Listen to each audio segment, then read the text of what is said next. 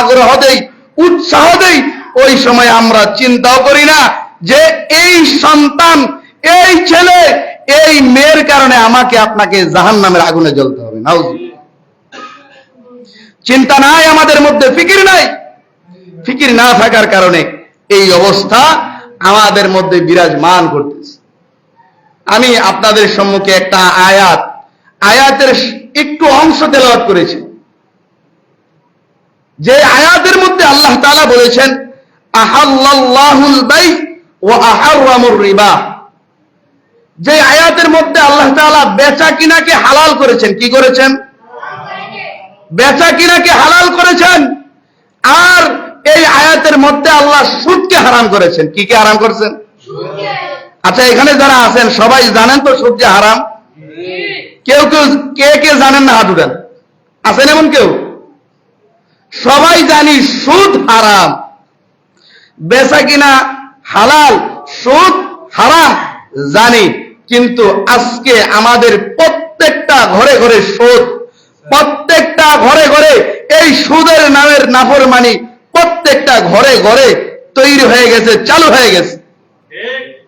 এই যে এই সুদ চালু হয়ে গেছে, এই সুদ খাওয়ার কারণে এখনকার এই প্রজন্মের মানুষ এটাকে গুনাহই মনে করে না। ঠিক না বেটি?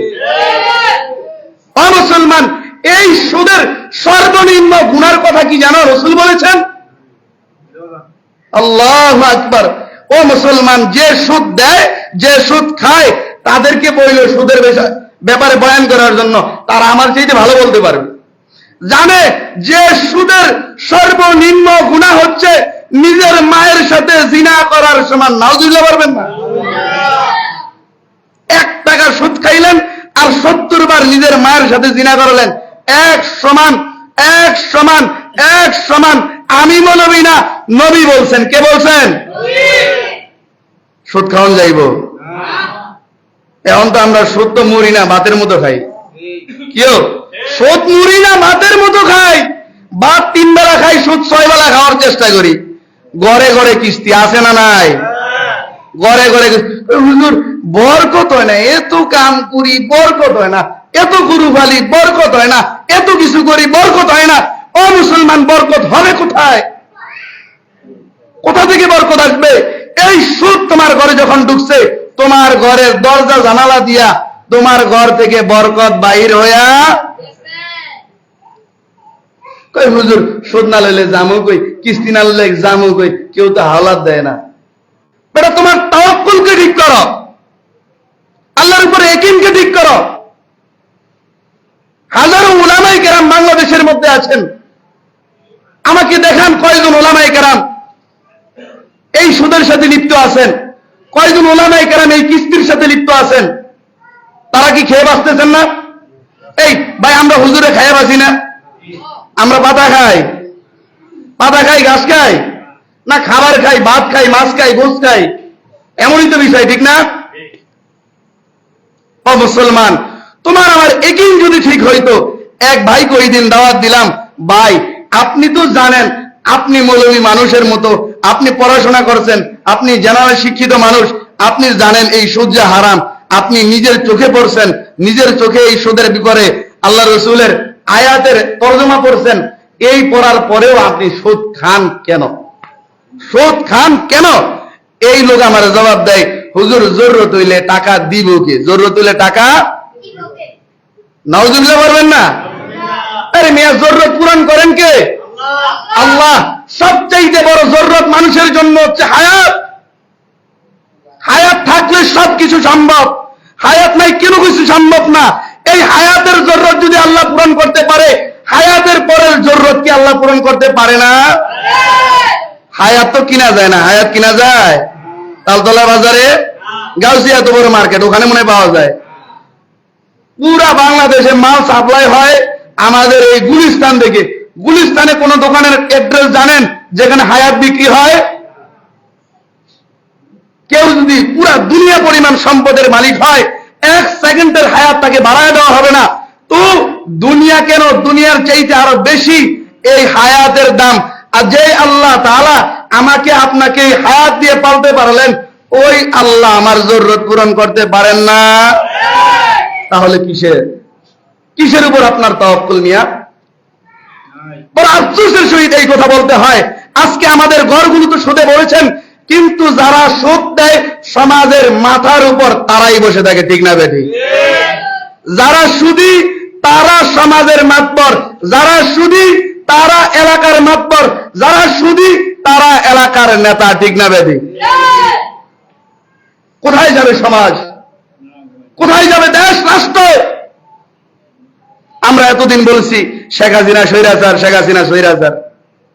আরে মিয়া, আমি আপনি তো ঠিক হইতে পারি নাই। শেখ হাসিনা তো স্বৈরাচার বুঝলাম, কিন্তু আমি আপনি কতটুকু নিজের উপর জুলুম করতেছি? হ্যাঁ, আমি আপনি কতটুকু জুলুম করতেছি? আমি আপনি তো অন্যের দিকে এইভাবে আঙ্গুল তুলে তাকাই, আমি তো এই কথা চিন্তা করি না। আঙ্গুল অন্যের দিকে তাকানোর দেওয়ার সময় আমার দিকে 3-4টা আঙ্গুল আমার দিকে আছে। আমি আমার নফসকে কতটুকু জিজ্ঞেস করেছি আমি কতটুকু ভালো, আমি কতটুকু পরিবর্তন হয়েছি? জানেন, জানার পরে মানেন না। হাই মুসলমান, কবর যদি আপনাদের সামনে প্রকাশ হয়ে যাইত, আর এই সুদীর যে আযাবের কথা বলেছেন, আর সুদীর আযাবের কথা কি বলছেন আল্লাহ তাআলা জানেননি? নবী বলেন সুদখোরের একটা গুনাহ হলো যে সুদখোর যেন আল্লাহর সাথে যুদ্ধের জন্য তৈরি হয়ে থাকে। নাউজুবিল্লাহ, পারবেন না? এই আল্লাহর সাথে জিহাদ যুদ্ধ করে কেউ পারবেন? সম্ভব? আল্লাহ এই কথা বললেন যে আল্লাহর সাথে জিহাদ করা, আল্লাহর সাথে তো পারবোই না, আল্লাহর সাথে তো পারবোই না। আল্লাহ তো আমাদেরকে ভয় দেখাইছেন, তারপরেও যদি ভয় না পাই তাহলে অবশ্যই অবশ্যই আল্লাহর কাজ করায় আমাকে আপনাকে দাঁড়াইতে হবে কি হবে না? কোথায় যাবেন? মসজিদ কমিটির সভাপতি, সেক্রেটারি, এই আপনাদের সভাপতি সেক্রেটারি নিয়ে কথা বলতেছি এমন না, প্রত্যেকটা মসজিদ কমিটির মধ্যে হাতে গোনা 2-1টা বাদ। আপনাদের মসজিদ কমিটির সভাপতি আলেম, ওই বেড়ে সুদ খায় না? আমার জানা মতে না, সুদ উনি খায় না, উনার কথা বলতেছি না। প্রত্যেকটা মসজিদ কমিটির মধ্যে, অধিকাংশ মসজিদ কমিটির মধ্যে সুদখোরে ভরা, ঠিক না বেঠিক? সেক্রেটারি সুদখোর, যে যত সুদখোর বড় তার পদ তত বড়, ঠিক না বেঠিক? আরে সমাজের মাথাব্বর যে যত হারাম কাজ করে, যে যত গুনার কাজ করে, যে যত নাফরমানি করতে পারে সমাজে, সে তত বড় মাতবর হয়, ঠিক না বেঠিক? কোথায় যাইতেছি আমরা? কোথায় যাইতেছি? আরে মিয়া, এই বাংলাদেশের কথা শোনেন, যে ব্যক্তি চুরি কইরা পুলিশের হাতে ধরা খায় সে ডাকাত হয়ে বের হয়, যে ডাকাত হয়ে পুলিশের হাতে ধরা খায় সে নেতা হয়ে বের হয়, যে নেতা হয়ে ঢুকে সে মেম্বার হয়ে বের হয়, চেয়ারম্যান হয়ে বের হয়, যারা মেম্বার চেয়ারম্যান হয়ে বের হয়, ও ভাই এমন ইতিহাস আমার বাংলার জমিনে আছে, তারা আবার যখন ঢুকে এমপি হয়ে বের হয়, ঠিক না বেটি? কি করতেছি আমরা? কি করতেছি? নিজের উপর নিজে জুলুম করতেছি আর অন্যের উপর দোষ চাপায় দিতেছি না?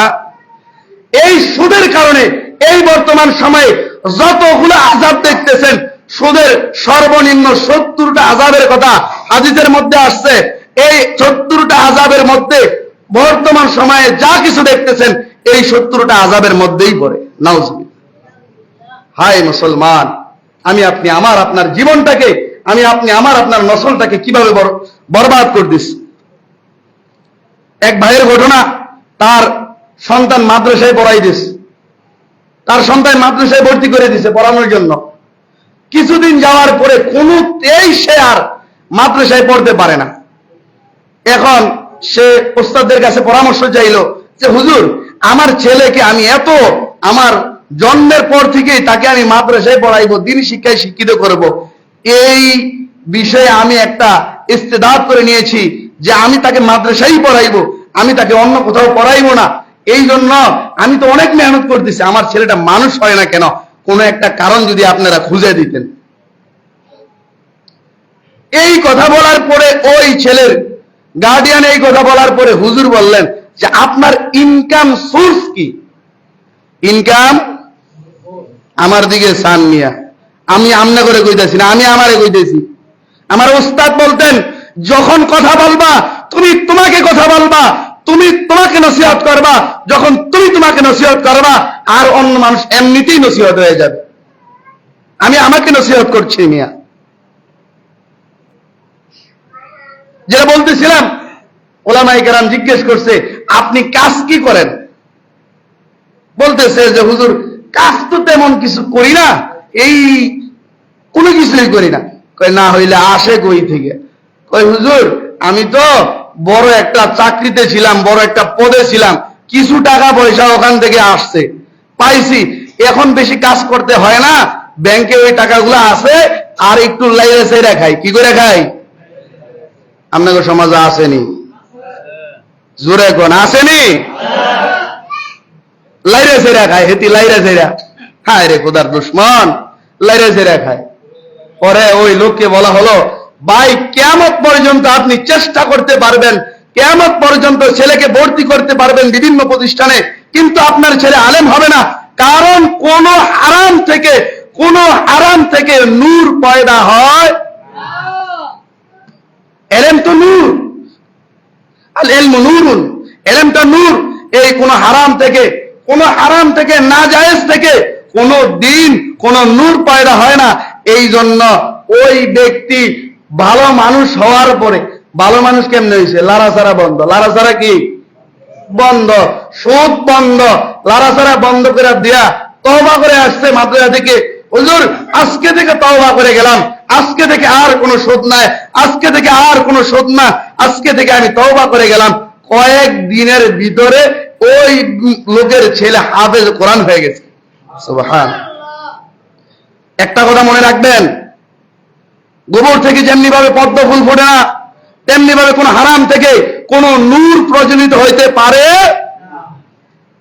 যারা মনে করেন আমি অনেক বড় দিনদার হয়ে যাইব, অনেক বড় অনেক কিছু হয়ে যাইব, আমার ঘরে কোটি কোটি টাকা, আমার ঘরে লাখ লাখ টাকার ফেরেশতা আইব, আমার টাকা কিছু দিয়ে যাইব, অনেক বরকত আমার ঘরে হইব, তারা ঘরের মধ্যে যদি সুদ রাখেন, সুদের এত বড় দুর্গন্ধ, সুদের এত বড় দুর্গন্ধ, এই সুদের কারণে আপনার ঘর কেন আশেপাশের বাড়িগুলোর মধ্যেও এই বরকত রহমতের ফেরেশতা আগমন করবে। আচ্ছা, আমার ঘরে ধরেন, আমার ঘরের মধ্যে আমি অনেক পচা দুর্গন্ধ কোনো কিছু রাখছি, অনেক পচা দুর্গন্ধ কোনো কিছু রাখছি, আপনারা এই পচা দুর্গন্ধ সহ্য করতে পারতেছেন না, আপনারা আমার রুমে আসবেন? আমার ঘরে আসবেন? কেন আসবেন না? গন্ধ, দুর্গন্ধ, পচা। আমি তো মানুষ, আমার পেটের মধ্যে আপনার পেটের মধ্যে পচা দুর্গন্ধ আছে, তারপরেও আমি যেখানে গন্ধ, যেখানে পচা, যেখানে দুর্গন্ধ, সেখানে আসবো না? নূরের তৈরি ফেরেশতা কিভাবে আপনার আমার এই হারামের ঘরে, আপনার আমার এই সুদের ঘরে প্রবেশ করবে? কি মনে করছেন এত সোজা? হাই মুসলমান, অনেকে রাগ হইতে পারেন, কোনো কিছু করার নাই। আল্লাহ বলছেন, আল্লাহর উপর রাগ হইতে পারবেন কেউ? বলেন, আল্লাহর উপর কেউ রাগ হইতে পারবেন? নবীর উপর রাগ হইলে মুসলমানিত্ব থাকবে? আমি আল্লাহ এবং রসুলের কথাগুলোই তো আপনাদের সামনে বলতেছি, আপনাদের দুশ্মন মিলাই বলতেছি। কিও কার জমিনের সাথে আমার জমিন আছে যে আপনাদের সাথে দুশ্মনী করব? জমিন তো নাই দুশ্মনী করার মতো, কারো ঘরের সাথে তো আমার ঘরও নাই, কারোর সাথে তো আমার ঝগড়াও নাই, তাহলে আমি দুশ্মনী কেন করব? একান্ত দিল থেকে এই এলাকাতেই বসবাস করতেছি, এই জন্য একান্ত দিল থেকে আপনাদেরকে এই কথাগুলো বলতেছি, যেন আমি সহ আপনারা, আমরা সবাই ভালো হয়ে যাইতে পারি। যদি ভালো হয়ে যাই, আমার লস নাই, লাভ ছাড়া। কি আমার লস নাই, আমার লাভ। আপনাদেরও কি? আপনারা ভালো হয়ে গেলে আপনাদের লস আছেও? কোনো লস নাই। আরে মিয়া, দুনিয়া কতটুকু মিয়া, এই দুনিয়াতে লস হলেই কি হবে? সমুদ্র, মহাসমুদ্র চিনেন? ধরেন আটলান্টিক মহাসাগর, এই আটলান্টিক মহাসাগরের মধ্যে যদি আমি আপনি আমার এই আঙ্গুলটা ভিজাই, আমার দিকে থাকেন, এই আঙ্গুলটা ভিজাই আটলান্টিক মহাসাগরের মধ্যে, ভিজানোর পরে উঠাইলাম, এখানে অনেক পানি থাকবে? এক গ্লাস কি, এক জগ, এক বালতি, 1 ফুটা। কয় ফুটা? সর্বোচ্চ 3 ফুটা। সর্বোচ্চ কয় ফুটা? সর্বোচ্চ 3 ফুটা পানি আমার এই আঙ্গুলের সাথে লেগে থাকবে। এই মুফাসসিরিন কেরামগণ লিখেছেন যে দুনিয়াটা হচ্ছে মহাসমুদ্রের মধ্যে তোমার আঙ্গুল ভিজানো এই আঙ্গুলের সাথে যে এক ফোঁটা পানি আছে তার চাইতেও কম এই দুনিয়া, আর এই মহাসমুদ্র পরিমাণ যা আছে ওইটা হচ্ছে কি আখিরাত। ওই আখিরাতের জন্য প্রস্তুতি নিতে হবে কি হবে না?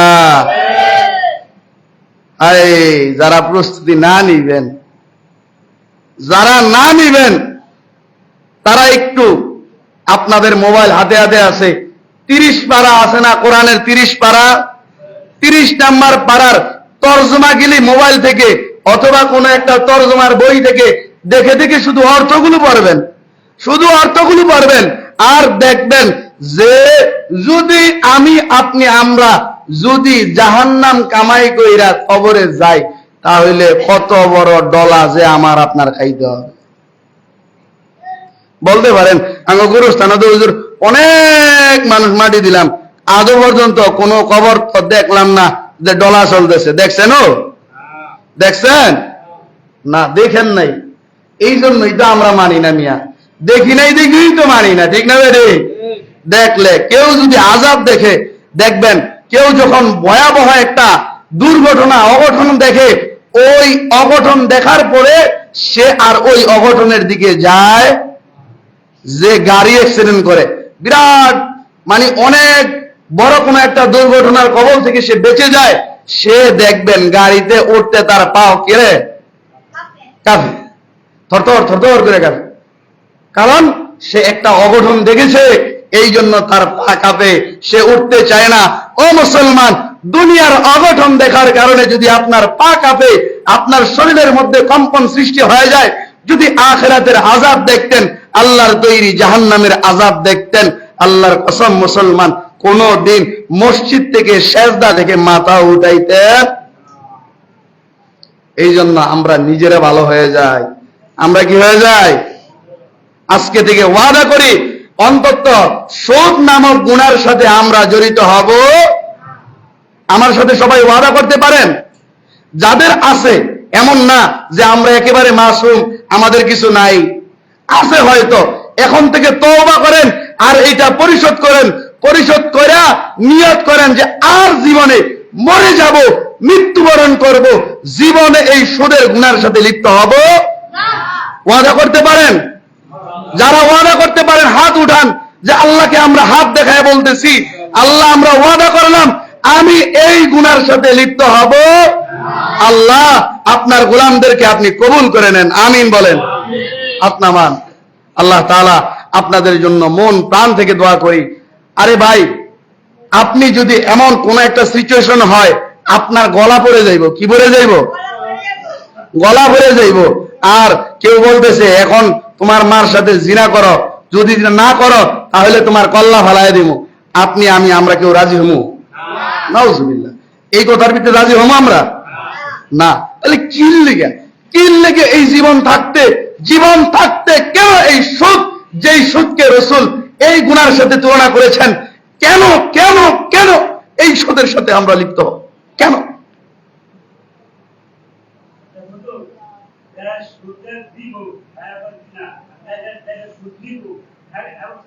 সুদ এমন এক গুনাহ, যারা সুদ খায়, যারা কি করে, যারা সুদ খায়, যারা সুদ দেয়, যারা সুদ লিখে রাখে, কি করে ভাই? লিখে রাখে, যারা সুদের সাক্ষী দেয়, এই প্রত্যেক শ্রেণীর একই গুনায় লিপ্ত হবে। নাউজুবিল্লাহ বলে। অনেকে আছে যে আজ তোমার কিস্তি উড়াই দিই, আছে না? আছে না? আছে না? তারাও একই গুনাহগার। আবার অনেকে আছে দলিলটা দেও, আমি কয়টা কিস্তি উড়াবো, তারাও একই গুনাহগার।